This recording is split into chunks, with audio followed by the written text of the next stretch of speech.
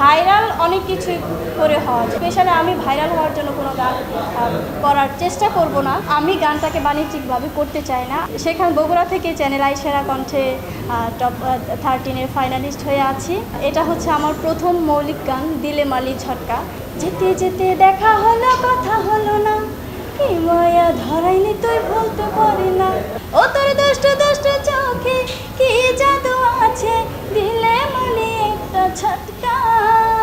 যেহেতু পারিবারিকভাবে সাপোর্ট ছিল গানকে নিয়ে, সেজন্য পরবর্তীতে জাতীয় কবি কাজী নজরুল ইসলাম বিশ্ববিদ্যালয় থেকে সঙ্গীতে অনার্স মাস্টার্স করে কুমিল্লা নজরুল ইনস্টিটিউটে সঙ্গীত প্রশিক্ষক হিসেবে চাকরি করি। চাকরির পরবর্তী সময়ে আমার হাজব্যান্ডের পোস্টিংয়ের কারণে আমার বগুড়া চলে যেতে হয়, কিন্তু গান থেমেছিল না। সেখানে বগুড়া থেকে চ্যানেল আই সেরা কণ্ঠে অডিশন দেই ঢাকা বিভাগ থেকে আমি উত্তীর্ণ হয়ে আজকে চ্যানেল আই সেরা কণ্ঠের টপ 13-এর ফাইনালিস্ট হয়ে আছি। গান তো ছোটোবেলা করছি, সব কাভার গান করছি। এটা হচ্ছে আমার প্রথম মৌলিক গান, দিলে মালি ঝটকা। এই গানটার অবদান দিব আমি AN ফরহাদকে। ফরহাদ আমার ছোটো ভাই, এবং আরেকজনকে আমি ক্রেডিট দেবো এই গানটার জন্য, আলাউদ্দিন আমার ছোটো ভাই, সেও আমার সাথে চ্যানেল আই সেরা কণ্ঠে আছে।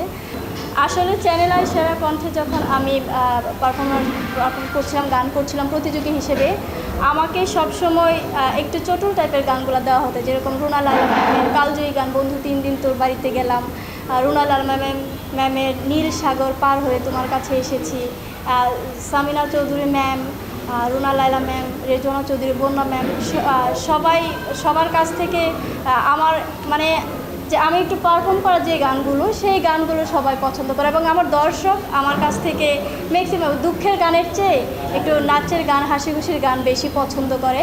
সেই লক্ষ্যেই আসলে প্রথমেই আমি একটা যোগের সাথে তাল মিলিয়ে একটা গান করার চেষ্টা করেছি। আশা করছি যারা দেখবেন, শুনবেন, অবশ্যই সবার কাছে ভালো লাগবে।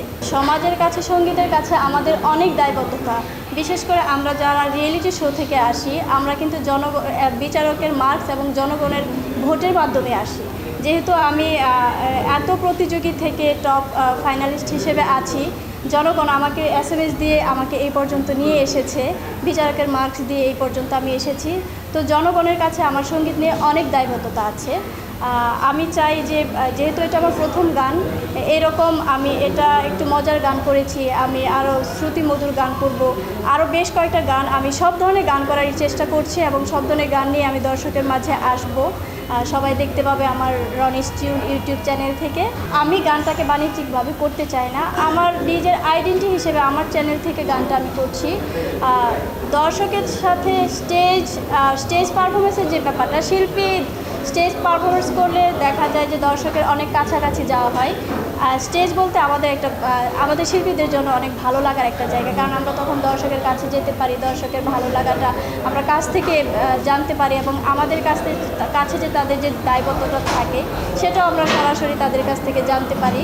যেতে যেতে দেখা হলো, কথা হলো না, কি মায়া ধরাইনি তুই বলতে পারি না, যেতে যেতে দেখা হলো, কথা হলো না, কি মায়া ধরাইনি তুই বলতে পারি না, ও তোর দুষ্ট দুষ্ট চোখে কি জাদু আছে, দিলে মালি একটা ঝটকা।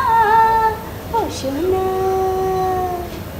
আরে ও সোনা, ও সোনা, ও সোনা রে, আমার প্রেমটা এখনো টাটকা।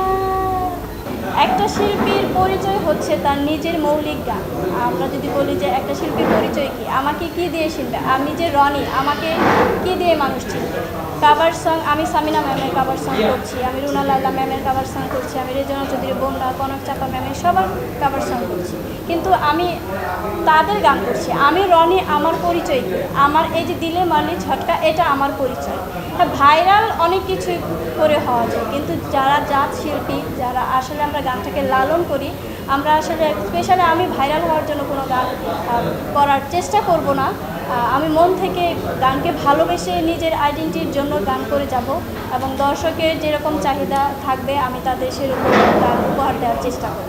আসলে এখন গানকে কেরিয়ার হিসেবে নেওয়া একটু চ্যালেঞ্জিংই বটে, কারণ এখন ভাইরালের যুগে সবাই দেখা যাচ্ছে যে গান যে জানে সেও গান দিচ্ছে ইউটিউব চ্যানেলে, যে যারা জাত শিল্পী তারাই দিচ্ছে।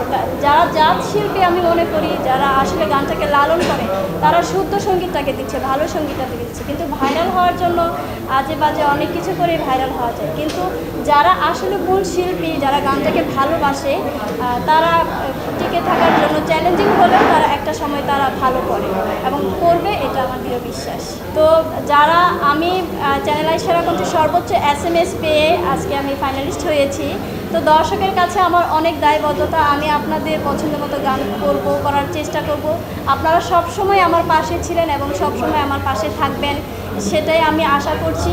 আমার ভুল ত্রুটিগুলো আপনারা যেরকম ক্ষমা করে দিবেন, আমার সামনের সফলতায় আপনারা হাততালি দিবেন, এটাই আপনাদের কাছে প্রত্যাশা। Thank you.